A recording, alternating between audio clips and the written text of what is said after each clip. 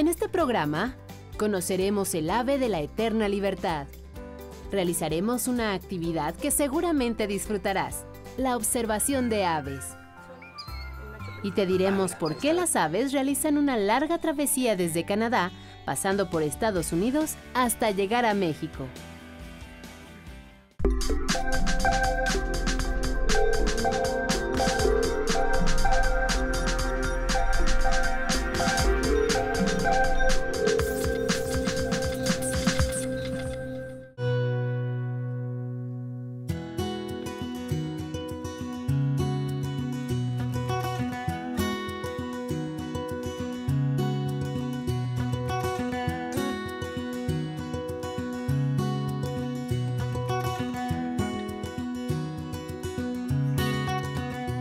Estamos en el Instituto Politécnico Nacional en Zacatenco. Me acompaña Verónica Pacheco de la Coordinación Politécnica para la Sustentabilidad y estamos aquí para hacer una actividad bastante interesante, lúdica, divertida y de la que podemos aprender muchísimo. Así es, se trata de la observación de aves, la pajareada común. Estamos aquí en la zona, en el área deportiva de la Unidad Profesional Adolfo López Mateos, observando aves. Quédate con nosotros, este es Factor Ciencia. Comenzamos.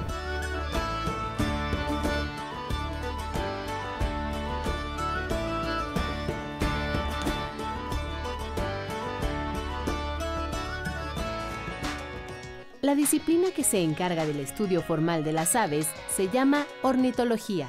Abarca aspectos como clasificación, distribución, anatomía y fisiología de las aves, y también incluye adaptaciones evolutivas, conservación y ecosistemas. Esta ciencia también busca dar respuestas a cuestiones más específicas, como el instinto y el aprendizaje de algunas especies. Debido a la diversidad de formas, comportamiento, estructura social y grandes migraciones de las aves, la importancia de la ornitología cada vez es mayor. En nuestro país, el número de ornitólogos ha crecido en los últimos años, a la vez que se fortalece la ecología y la conservación de los recursos naturales, pues se sabe que la presencia o ausencia de aves en un ecosistema determina el equilibrio del mismo.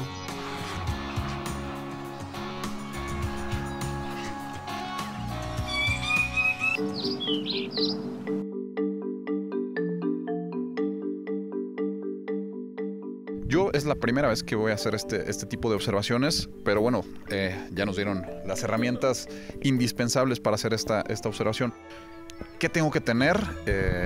Y bueno, ¿cómo se hace la observación de aves? Sí, bueno, básicamente lo que necesitamos pues es los binoculares, porque hay algunas aves que no las podemos observar como a simple vista, entonces pues nos apoyamos de este tipo de instrumentos o de equipo.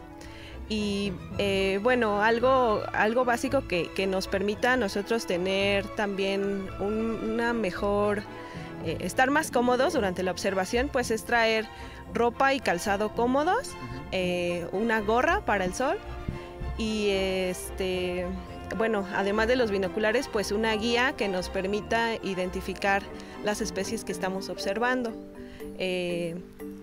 Pues no sé, dependiendo también del tiempo que estaremos, pues agua para hidratarnos o un pequeño lunch, porque necesitamos también de paciencia a veces para poder observar aves, ¿no?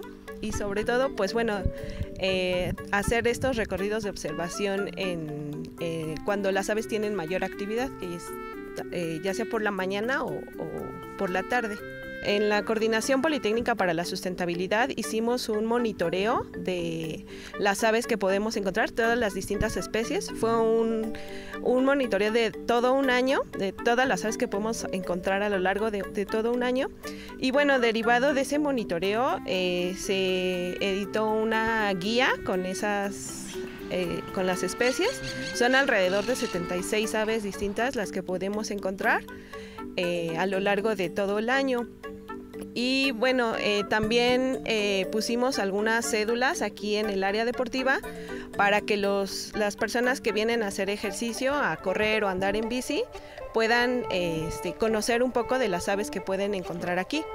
y se han colocado en algunos postes y bueno, también algunos refugios que nos llegan en un concurso que hacemos en septiembre, octubre hacemos una jornada de ornitofauna y arbolado urbano y hacemos concursos de fotografía de aves y de elaboración de refugios, y los refugios que entran al concurso los colocamos aquí en el área deportiva para que las aves, además de los árboles, también tengan como otras opciones para refugiarse.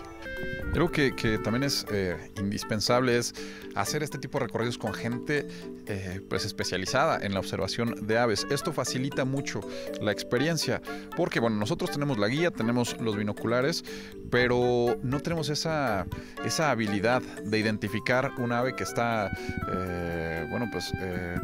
perchada en un árbol o bueno, que está realizando alguna actividad pues cotidiana para ellos. Entonces, venir con un especialista hace la experiencia mucho más enriquecedora.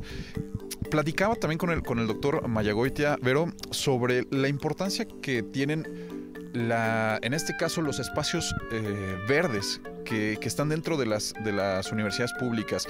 El Politécnico en la zona de Zacatenco tiene muchas áreas verdes donde vemos que la gente viene pues aquí a practicar algún deporte, a correr, a caminar o simplemente a observar. La UNAM tiene también una reserva ecológica donde se realizan también este tipo de actividades, pero pues también podemos salir al parque que está al lado de nuestra casa, o si queremos, bueno, es un día un poco más largo, más entretenido, podemos ir a alguna zona verde de la ciudad para poder hacer esta actividad. Sí, claro, podemos observar aves incluso afuera de nuestras casas, ¿no? Pero obviamente que en áreas verdes o con un arbolado grande, vamos a encontrar muchas más especies que ni siquiera nos imaginamos, ¿no? Porque a veces pues solo conocemos a las palomas, a los anates o a los gorriones comunes, pero no nos hemos dado cuenta de que hay una gran variedad de aves con distintos colores, y pues sí, también se necesita ir acompañada de un experto porque hay en las aves algunos detalles como más finos que a un ojo de un experto pues ya más fácilmente lo puede identificar. Perfecto, nosotros empezamos con esta pajareada, quédense con nosotros. Factor Ciencia, continuamos.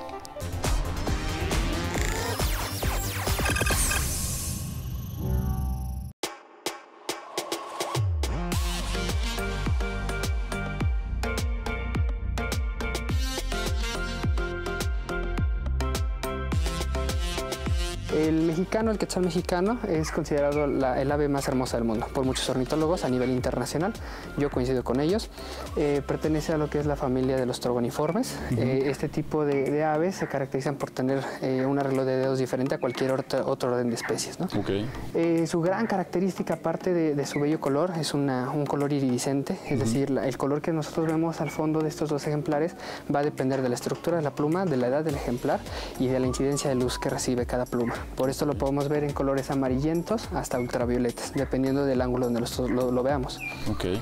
Tenemos aquí tenemos perfectamente mostrado lo que es la diferencia entre el macho y la hembra. El macho se encuentra a la izquierda, la hembra se encuentra a la derecha. Podemos observar que el macho presenta una cresta en la parte superior de la cabeza, el pico es completamente amarillo y vemos en crecimiento ya las plumas que lo hacen característico, ¿no?, de esta especie. Anteriormente se creía que el quetzal era el ave de la eterna libertad y no se podía tener en cautiverio.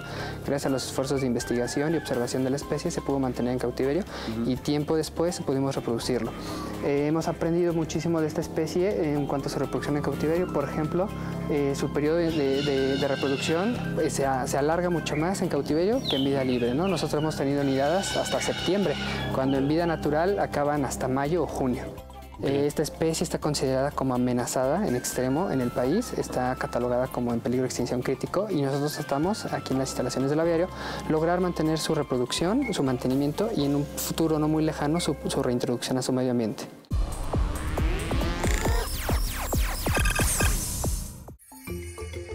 Cuando el verano termina, millones de aves en todo el mundo emprenden una larga travesía en busca de sitios con más alimento y mejores condiciones para pasar el invierno. Algunas hacen viajes cortos, de apenas unos cuantos kilómetros, Pero hay aves que no conocen de fronteras y se convierten en embajadoras por naturaleza. Pues en general las aves juegan papeles muy importantes, son controladores de plagas, por ejemplo. En la polinización también son bastante importantes. Muchas de las especies de plantas que no son útiles son polinizadas por aves. También pues son indicadores, por ejemplo, de la salud de los ecosistemas. Nos pueden servir a nosotros como humanos para saber cómo está el estado de salud del ecosistema. También nos ayudan a dispersar semillas. Las aves migratorias son especialmente sensibles a la actividad humana. La pérdida del hábitat por deforestación o crecimientos urbanos representan una de las mayores amenazas. Ahorita, digamos que el problema con los humanos es que hemos causado mucha pérdida de hábitat, ¿no? Entonces, los lugares a los que, por ejemplo, ellos ya sabían que podían llegar y había recursos, a lo mejor el próximo año ya es un condominio, ¿no? Entonces, ahí las aves pues tienen que hacer algo, tienen que buscar nuevos lugares, si es que encuentran, porque si no, pues se causa la muerte. En México se han documentado 1.115 especies de aves. Al menos 350 de ellas viajan año con año entre Canadá, Estados Unidos y nuestro país.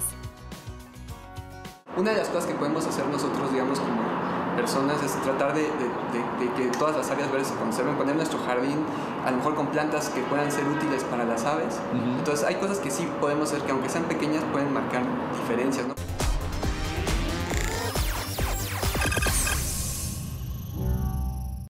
Bueno, estoy con Gwendolyn Leal. Ella es estudiante de Biología de la Facultad de Estudios Superiores en Iztacala, de la UNAM, por supuesto. Y bueno, estamos aquí en el Instituto Politécnico Nacional realizando esta observación de aves. Y hemos visto bastantes, ¿verdad, Gwendolyn? Claro Platícanos. que sí. Llevamos una hora de observación aproximadamente y nos han enseñado, pues yo creo que más de una decena de aves que, pues para mí, muchas son nuevas. Platícanos de un tema en específico, la presencia de cierto tipo de aves que hablan de la salud de este ecosistema. Ok, pues hay algunos organismos en la biología que nos regalan como servicios ecosistémicos. Entre ellos, pues las aves pueden ser bioindicadores de un ecosistema. Por ejemplo, hay aves que se les llama generalistas porque pueden alimentarse de una dieta muy amplia. Por ejemplo, los anates pueden alimentarse de residuos de humanos, como pequeños desperdicios de comida o cosas que se llegan a caer al piso, pero asimismo se pueden alimentar de lombrices que se encuentran en los campos verdes. Entonces, al tener la presencia de este organismo, nos indica que el ecosistema ya está muy deteriorado. Así, por ejemplo, las palomas, que son igual aves generalistas, pues afecta mucho al ecosistema porque en lugares perturbados hay muchos individuos pero de pocas especies y en ambientes que son conservados hay más variedad de especies pero poquitos individuos. Vemos también aquí algunos muy característicos y también bastante llamativos que son los pirocéfalos, que son estos pues aves pequeñitas y de un rojo muy muy intenso. Esos también son un indicador de que el ecosistema está afectado. Sí. Oye, y estos animales, bueno, llegan, digamos, son oportunistas y empiezan a desplazar a otras especies. ¿Por qué hay tanta predominancia de tan pocas especies en este tipo de ecosistemas? Pues porque en un ecosistema pues hay recursos para determinadas especies. Es como la carga que puede soportar un ecosistema. Entonces, estos, al ser generalistas, aumentan rápido su cantidad de población.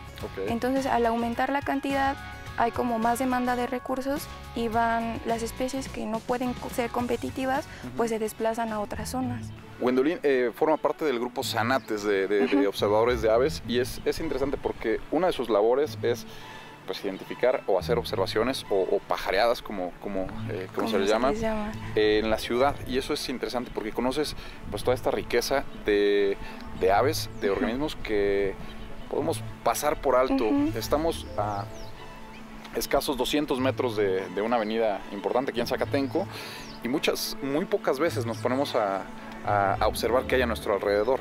Sí, de hecho es algo como muy contrastante porque muchas veces se ha dicho en las noticias que México es un país megadiverso y tenemos mucha variedad de vida, muchas variedades de ecosistemas y no nos damos a la tarea como de ir y visitar estos lugares para saber qué tenemos, porque ¿cómo vamos a conservar algo si no sabemos qué es lo que hay?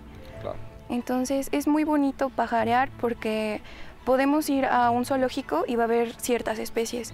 Podemos ir a un parque ecológico y va a haber otras especies totalmente distintas, no sé, variedad de tamaños, colores, también comportamientos de cómo atraen a la hembra, cómo son dominantes en su ecosistema y cómo van como desplazando a otros machos, cómo defienden su territorio. Claro.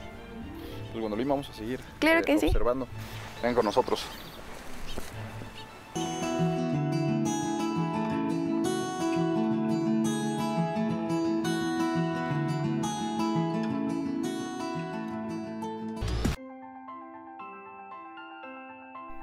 Recorremos con Azucena la orilla del Lago Mayor y algunos claros de la segunda sección de Chapultepec, el gran pulmón de la Ciudad de México. Observamos con detenimiento a las aves, una hembra de pato mexicano que avanza con su cría, gallaretas de pico rojo y blanco. Nos sorprendemos con la estrategia de alimentación de las garzas. Si te fijas, prácticamente no se mueve. Esa es su táctica de caza. ¿Por qué? Porque en donde ella está se encuentran algunas especies de peces. Entonces, si ella llega a moverse, lo que va a pasar es que se van a espantar y se van a ahuyentar. Encontramos también a estos pequeños zambullidores. Lo que va a hacer es estar recorriendo el lago poco a poco y se puede él sumergir completamente y dura hasta 30 segundos por debajo del agua. En ese tiempo lo que está haciendo es alimentarse. Esta observación la realiza cada viernes, desde hace 13 años, personal del Museo de Historia Natural de la Ciudad de México. Lo hace en coordinación con la Conavio y para nutrir la base de datos internacional A Ver Aves. Contribuyen así con los registros mundiales de monitoreo y estudio. Es una actividad a la que se puede sumar cualquier ciudadano interesado, con solo llegar al museo en viernes y a las 8 de la mañana. Ellos pueden observar y ver que no simplemente son pájaros como ellos los conocen, sino que son aves. ¿Y qué es lo que hacen? Porque ellos nos ofrecen varios servicios ambientales como polinización, dispersión de semillas, control de poblaciones de moscos, insectos. El recorrido de este día nos permitió apreciar en otro punto, a lo lejos, un cardenal mosquero y a unos ejemplares de tordo de ojo rojo. Está cortejando a la hembra. Esto quiere decir que va a ser gala de algunos movimientos, sonidos. Se va a ir acercando poco a poco y ahorita lo que va a tratar de hacer es hacer un vuelo que se llama helicóptero. Una forma directa de interactuar con el entorno que nos permite, aquí en Chapultepec, descubrir alguna de sus más de 100 especies de aves.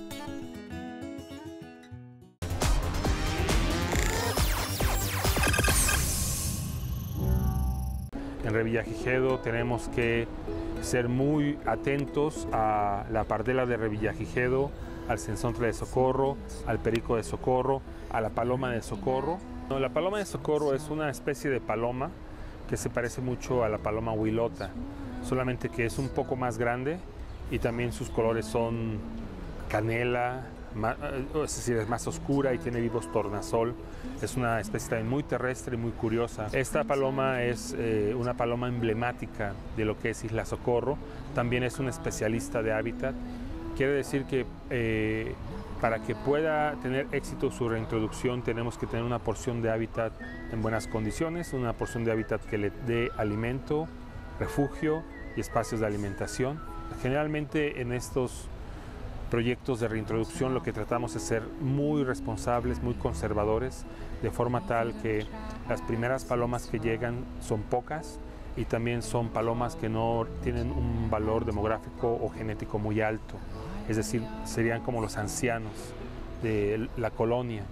Viene una fase de liberación para el repoblamiento, donde entonces sí se empieza a llevar más palomas jóvenes con capacidad reproductiva alta esperando que logren establecerse, pero esto es un paso para la conservación de una especie en severo peligro de extinción. En cuanto a lo que ocurre en Revillagigedo, te podemos decir que en las áreas de restauración vegetal donde trabajamos, que están al sur de la isla, donde antes no veíamos, por ejemplo, parejas de censontles de socorro en reproducción, ahora vemos que tenemos una pareja muy cerca ya de la base naval, que están asentada, lo que quiere decir que el hábitat se ha recuperado, en donde hemos trabajado poniendo o sembrando ciertas especies vegetales nativas importantes para esta especie. Y quiere decir que es un indicador de que el hábitat va bien, porque la especie requiere de ciertas características de hábitat y si no existieran no estarían allí. Y lo que ya estamos observando es que gracias a las interacciones ecológicas en plantas que se empiezan a poner o que empiezan a crecer, las aves llevan las semillas, por ejemplo, de las higuerillas, que empiezan a crecer sobre las plantas que estaban o que hemos sembrado, y a partir de allí empieza la regeneración de un bosque que caracterizaba estas partes de Isla Socorro, además de los árboles que estamos sembrando.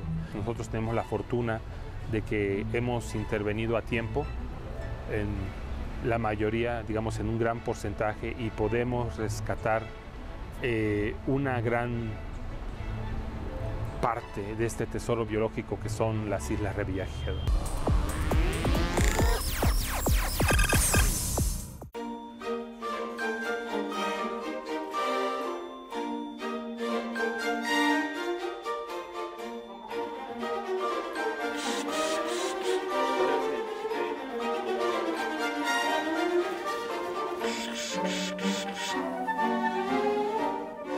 Bueno, ahora estoy con Itzel Estrada, ella también es estudiante de biología de la UNAM, de la FES Zaragoza, y pues también forma parte de Zanates Rabiosos, este grupo de observadores de aves que nos están enseñando, para mí es la primera vez que observo aves, nos están dando una cátedra de cómo se hace esto. Platicamos, hemos visto ya distintas especies, pero hay una terminología interesante que se dice cuando tú ves por primera vez un ave. ¿Cuál es? Lifer. Sí, Okay. Cuando tú ves o escuchas un ave por primera vez, pues te emocionas mucho y normalmente decimos Lifer, porque es un ave que jamás habías visto y pues obviamente tienes que registrarla pues en tu mente, o City Guinness también como una plataforma. Bueno, yo ocupo la listado de eBird para anotarlo ahí. Ok. Literalmente vas descartando, pues este tipo de... Bueno, este es las aves que podemos ver aquí en el Politécnico, y pues nos va dando una idea de lo que podemos observar. Yo iría tachando, por ejemplo, cada una de estas. Esta ya la vi, y esa sería como mi lista de observación, un poco así. Pero hay otras que están más completas, por ahí las tienen, mira. Estas son como las guías ya... De Master, aquí. Ajá, incluso viene como la distribución de las aves. Algunas, dependiendo, están puestas por familia o género. Y bueno, yo realmente ocupo más como las guías rápidas porque son mucho más fáciles de usar. Y pues como son más comunes, estas ya vienen como más de todo Norteamérica. Y es más, pues sencillo para mí. Claro. Y inclusive cuando es como un lifer y jamás lo he visto, pues es como de, no, está genial. Claro. Ya. Esta es una guía de las que podemos ver, por ejemplo, aquí en la Ciudad de México. Ajá. Que, digamos, son aproximadamente 300 aves aquí en la ciudad. Aproximadamente. Ok. Yo tengo 2. Ok, perfecto. Miren, estas, si quieren ustedes observar aves aquí en la Ciudad de México, pues tendrían primero que hacerse una de estas listas. Sí. Y bueno, pues también aprender a las temporadas, que también es importante. Justo ahora estamos en una época, digamos, de tránsito de muchas aves que son migratorias. De hecho es migración de chipes. Ahorita es como muy emocionante poder observarlos y también como escucharlos, porque es muy característico su sonido de chip, chip. Y también es un poco difícil porque son de esas aves que todo el tiempo se están moviendo, nunca se quedan quietos. Claro. Y tienen colores demasiado impresionantes. Ok. Platicábamos con Raúl algo que me pareció también interesante para quienes deciden empezar a observar aves en la Ciudad de México, es que hay mucha variedad, por ejemplo ahora que están las aves migratorias, de aves, y es a veces más difícil distinguirlas porque hay a lo mejor muy pocos ejemplares de muchas variedades, ¿no? Son los que están pasando. Sí, eso también resulta un poco difícil porque, bueno, uno tiene como la idea de la morfología de un ave, pero te llega una migratoria que tiene muchas características iguales y pues tienes que tenerla ahí a la mano o a un observador experto para que te diga cuáles son las diferencias. Por ejemplo, que tenga el ojo, bueno, el anillo ocular en un ojo medio verde, no sé, o los ojos de las aves, ya sean amarillos o rojos, también es como una diferencia. Pues listo, y lo vamos a seguir observando. Sí, muchas vamos. Gracias. Quédense con nosotros.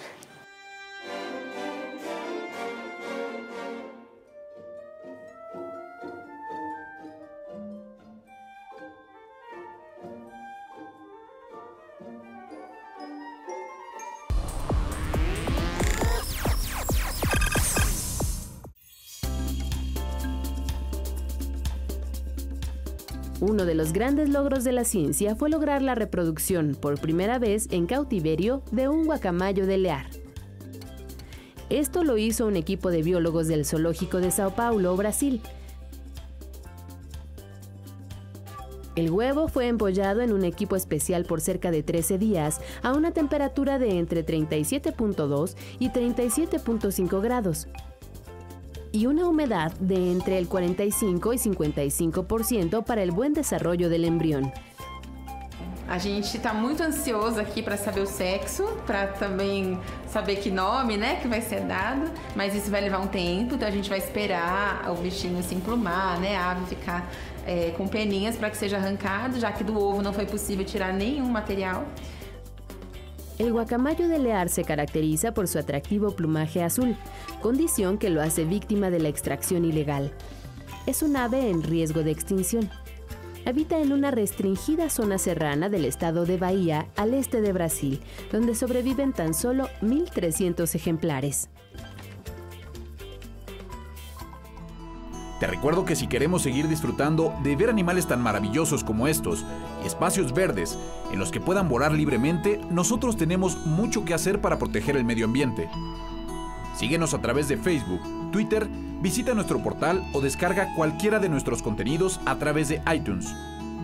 No olvides que continuamos investigando lo que ocurre en el mundo de la ciencia y la tecnología para llevarlo hasta tu pantalla. Esto fue Factor Ciencia. Nos vemos la próxima semana.